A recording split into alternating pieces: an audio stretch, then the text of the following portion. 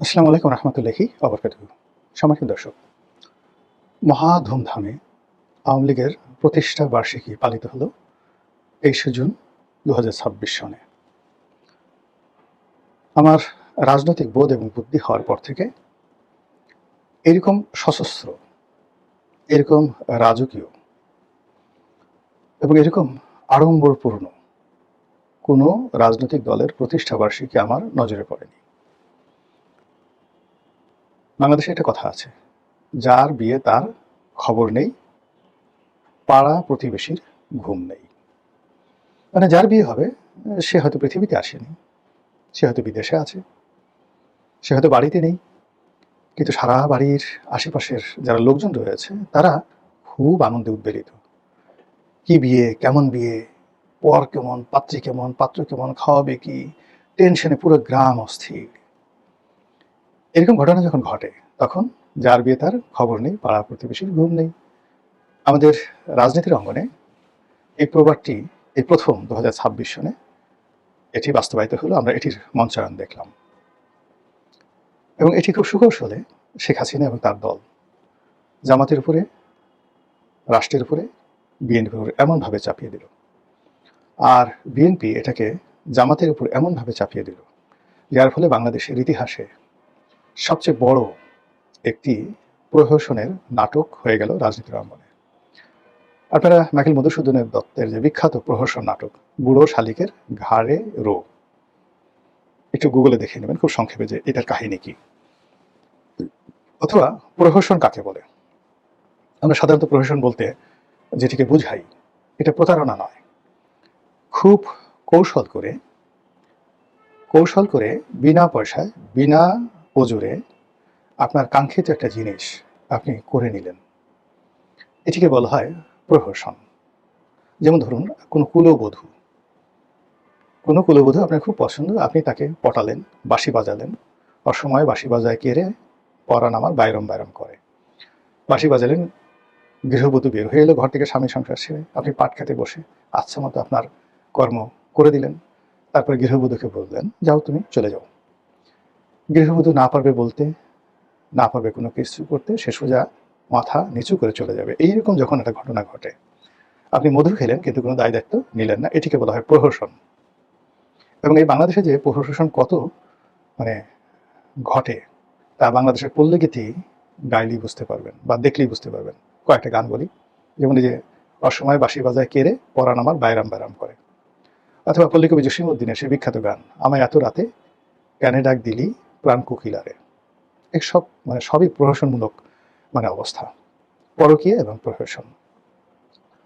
আর আরেকটি গান আছে শাহ আব্দুল করিমের, আমি কুলহারা কলঙ্কিনী আমারে শ্রীনাগ সজনী। এটাও কুলহারা কলঙ্কিনী এরকম একটা প্রহসনের মধ্যে পড়ে গিয়েছিল।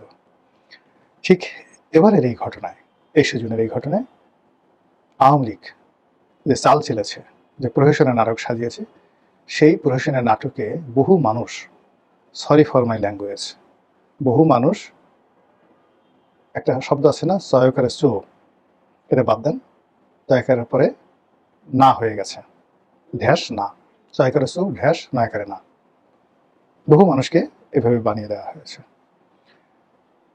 ২৩শে জুন বাংলাদেশে বিরাট কিছু একটা হয়ে যাবে, ব্যাপকভাবে প্রচার করা হলো, দিল্লি থেকে, কলকাতা থেকে, লন্ডন থেকে। হালকা করে কিছু টাকা খরচ করা হলো, ২-৪টে মিছিল করা হলো, অনলি ২-৪টে মিছিল বলা হলো, ৭০টা জায়গায় মিছিল হয়েছে। তারপর ইন্টারনেটে সেগুলো ছড়িয়ে দেওয়া হলো এবং একটা আতঙ্ক তৈরি করা হলো, এই এদিকে আসবে না, খাইয়ে ফেলামো, মাইরে ফেলামো, এই ধরনের একটা ঘটনা। ফলে কি হলো, যারা ক্ষমতায় আছেন তাদের মধ্যে একটা কম্পন তৈরি হয়ে গেল, তারা সেনাবাহিনী নিয়োগ করলো। ৬টি জেলায় সেনাবাহিনী রীতিমতো টহল দিয়ে দিয়ে সবাইকে বুঝিয়ে দিল আজকে ২৩শে জুন, আজকে আওয়ামী লীগের প্রতিষ্ঠা বার্ষিকী। এবং এই যে সেনাবাহিনী যে টহল দিয়েছে ৬টি জেলাতে, কত হাজার সেনাবাহিনী টহল দিয়েছে এবং রাষ্ট্রের কত শত কোটি টাকা খরচ গেছে, এখানে নর্মাল কোটি না, এই ৬টি জেলাতে সেনাবাহিনী টহল দিতে শত শত কোটি টাকা খরচ গেছে। এই যে সদু বানিয়ে দেওয়া কাউকে, এই কাজটি শেখ হাসিনা অতীত যেভাবে করেছে এইভাবে সুন্দরভাবে তারা করলো, এবং আগামীতেও যেহেতু সে মজা পেয়ে গেছে, আগামীতে এই কাজগুলো আরও করতে থাকবে। আর একবার, দুইবার, তিনবার, চারবার, পাঁচবার করতে গিয়ে যখনই আপনি একবার ফেল করবেন যে না এটা বিশ্বাস করা যায় না, বোধহয় কিছুই করবে না, সেই দিনই টুস করে অকামটা করে ফেলবে। এটাই হলো রাজনীতির প্রহসন। এবং ঠিক সেম কাজটি হুমায়ুনের সাথে, সম্রাট হুমায়ুনের সাথে শেরশাহ করেছেন। ধোঁকা দিয়েছেন, বারবার ধোঁকা দিয়েছেন, বারবার প্রহসন করেছেন। একটা সময় যখন হুমায়ুনকে ধরে নিল যে বদমাশ আর আমাকে কিছুই করবে না, সে তখন আনন্দ আয়েস শুরু করলো, খাওয়া দাওয়া শুরু করলো, নাচো গান বাইজি, এর মধ্যে এসে হঠাৎ করে ঝটিকা আক্রমণ। এবং সেই আক্রমণে বিশ্বাস করেন হুমায়ুন তলোয়ার তলা দূরের কথা, গায়ে জামা কাপড় পরারও সময় পায় নাই। ওই অবস্থাতে সে লাফ দিয়ে নদীতে পড়ছে, ডুবে মরে যাচ্ছিল। এক ভিস্তিওয়ালা তাকে একটা ভিস্তি দিয়ে, পানির মশক দিয়ে বাঁচালো তাকে। সে প্রাণ নিয়ে কোনো মতে নদীর ওপারে যেতে পেরেছিল। এই হলো গেরিলা যুদ্ধ, রাজনীতির প্রহসনের ইতিহাস। ঠিক সেম ঘটনা মহাবীর হানিবল করেছিলেন রোমান সম্রাটের সাথে। তো এই যে প্রহসনটা ঘটলো রাজনীতিতে, সেনাবাহিনী একইভাবে বিএনপির ঘুম হারাম করে দিল তারেক রহমান সাহেব দেশের বাইরে। নর্মালি দেশে থাকলে তিনি কি করতেন পরের ব্যাপার, কিন্তু তার অবর্তমানে যারা দল চালান তাদের মাথা খারাপ হয়ে গেল। ফলে সারা বাংলাদেশে ছাত্রদল, যুবদল তারা রাজপথে মিছিল করে, একটা দুইটা আওয়ামী লীগ ধরে সকাল বিকাল নাস্তা করা ইত্যাদি ইত্যাদি বলে তারা মিছিল করে, যে মিছিল আওয়ামী লীগকে যদি করতে হতো, অ্যাটলিস্ট এই মিছিলগুলো আওয়ামী লীগে যদি করতে হতো, না হলেও 100 কোটি টাকা খরচ যেত। সেই 100 কোটি টাকা খরচ না করে সেই কাজ ছাত্রদলকে দিয়ে করালো। গালাগালি করলো, কিন্তু নামটা তো উচ্চারিত হলো আওয়ামী লীগের। মানুষ শুনলো আওয়ামী লীগকে গালাগালি করছে, কিন্তু মনোনয়ে আওয়ামী লীগ ঢুকে গেল। তারপর আওয়ামী লীগের প্রতিষ্ঠাবার্ষিকী মানুষ জেনে গেল। 23শে জুন আওয়ামী লীগের প্রতিষ্ঠাবার্ষিকী বহু মানুষ, 99% মানুষেরই জানা নেই। এখন যারা রাজনীতি সচেতন তাদের 100% মানুষই কিন্তু এটা এখন জানে যে 23শে জুন আওয়ামী লীগের সমাবেশ। এরপরে যেটা করা হলো, সবচেয়ে বেশি এখানে যাকে বলা হয় ক্ষতিগ্রস্ত হয়েছে জামাত। জামাত খুব ভয় পেয়ে গেল যে আসলে যদি এই ঘটনা হয় তাদের ইজ্জত থাকবে না। এবং জামাত এখানে কুলহারা কলমকে হিসেবে 2 কুল হারালো। তারা সদল বলে বিএনপির সাথে প্রতিযোগিতা করে রাস্তায় নামলো যে যদি আওয়ামী লীগ চলে আসে তাহলে প্রথম ডলারটা দেবে জামাতকে, কাজেই আওয়ামী লীগকে আর বাড়তে দেওয়া যাবে না। 2 নম্বর হলো যে তারা এই রাগ নিয়ে, ক্রোধ নিয়ে, যেটা যুদ্ধমদেহী মনোভাব নিয়ে 32 নম্বরে গেল, গিয়ে দেখলো আওয়ামী লীগের একটা কোনো মশা নাই, মাসি নাই, তেলাপোকা নেই, কিছু নেই। তখন তারা রাগ হয়ে গেল, এটা কোনো কথা হলো? এটা কি ধরনের কাজ হলো? তখন আবার সাংবাদিকরা তাদেরকে বিভিন্ন রকম প্রশ্ন করা শুরু করলো। এই প্রশ্নে তারা মেজাজ হারিয়ে তারা করলো কি, সাংবাদিকদেরকে বেদম প্রহার করলো।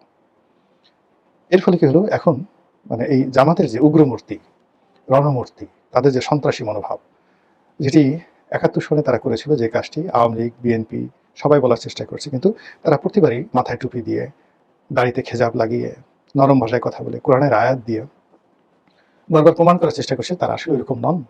কিন্তু এবার এই 32 নম্বরে সেটা প্রমাণ হয়ে গেল।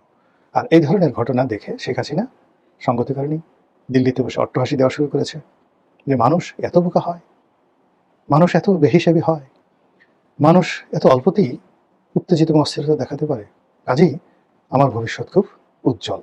এই কথা যদি সে তার ডায়েরিতে লিখে রাখে, 23শে জুন 2026 আমার অনুভূতি, এটা যদি সে লিখে রাখে এবং পরবর্তীতে যদি আপনাদেরকে দেখায়, তখন আপনারা বুঝতে পারবেন যে আজকের এই কন্টেন্টটা তৈরি করলাম, সেই কন্টেন্টের কতটা মূল্য রয়েছে। মহান আল্লাহ আমাদের সবাইকে হেদায়েত দান করুন, হেফাজত করুন। আসসালামু আলাইকুম ওয়া রাহমাতুল্লাহি ওয়া বারাকাতুহু।